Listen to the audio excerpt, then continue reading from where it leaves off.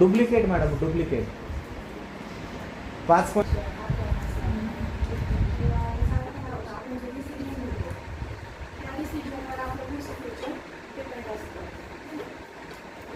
Decision इतके powerful पाहिजे आपले पूर्ण करण्यासाठी जी आपली इच्छाशक्ती आहे किंवा आपले जे फोकस आहे त्यावरती याच लेक्चरमध्ये सगळ्यांनी जे काही सांगितलं त्या सगळ्या गोष्टी आपण त्या सगळ्या गोष्टींचा विचार केला पाहिजे, त्यावर काम केलं पाहिजे, आपलं गोल फिक्स पाहिजे, आपली जी इच्छाशक्ती ती प्रबळ पाहिजे, डिस्ट्रॅक्शन्स जे येतात आपल्या लाईफमध्ये ते सगळे आपण दूर केले पाहिजे.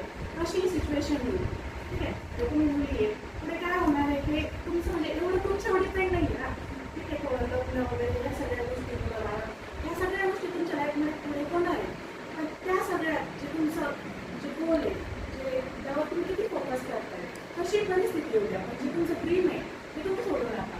ठीक आहे, ठीक आहे, थोडा उशीर होईल, काही सिच्युएशन अशा येते पण थोडा उशीर होईल, पण आपलं जे टार्गेट आहे ना जो आपण डिसिजन घेतलेला आहे त्या डिसिजनवर तुम्ही तो डिसिजन जो आहे ना जो तुम्ही घेतला आहे त्याच्यावर तुम्ही फोकस करा.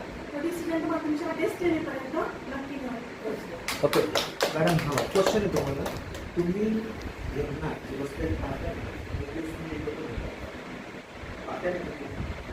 त्यावेळेस तुम्ही जे आता बोलताय तर त्यावेळेस तुमचं काय सांगू शकता?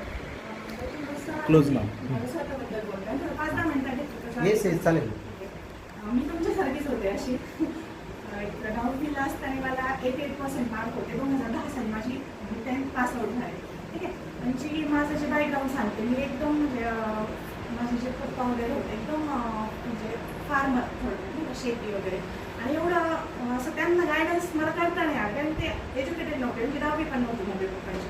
शेती करणं कष्ट करणं पण पहिल्यापासून काय करायचं हेच माहीत नव्हतं मला. ठीक आहे, ते पण काहीतरी करायचं एवढं फिक्स होतं, काहीतरी करायचं आपल्याला. मग 11वी झाली, 12वी झाली, डायरेक्शनच नाही पुढे आणि परिस्थिती पण नाही पुढे काय घ्यायचं. मग BSc केली, BSc नंतर लग्न झालं आणि आमची फॅमिली अशी होती की BSc झाली, ग्रॅज्युएट झालेली पहिली मुलगी मीच. म्हणजे गावाकडे थोडी वेगळी परिस्थिती आहे, ग्रॅज्युएट झालेली पहिली मीच.